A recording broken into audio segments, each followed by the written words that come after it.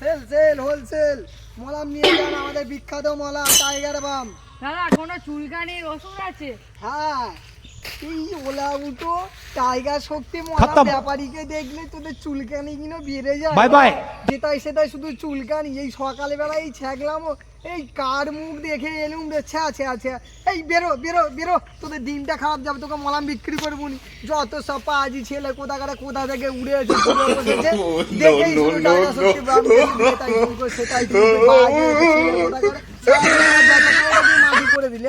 Tiger শক্তি বামকে এরকম করতেছিস, আমাদের একটা মান সম্মান নেই। দুস বেরো বেরো। खत्म। बाय।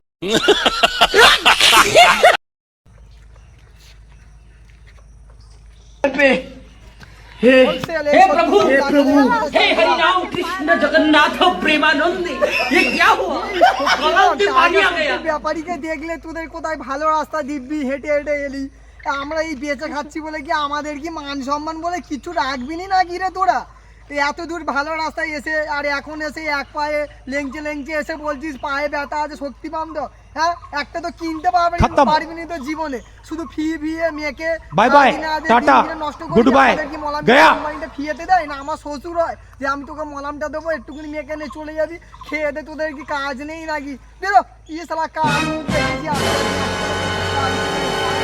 আমাদের মাটি হয়ে গেল, ছ্যা ছ্যা ছ্যা, দূর দূর। एकदम इन्होंने वक्त बदल दिया, जज्बात बदल दिए, जिंदगी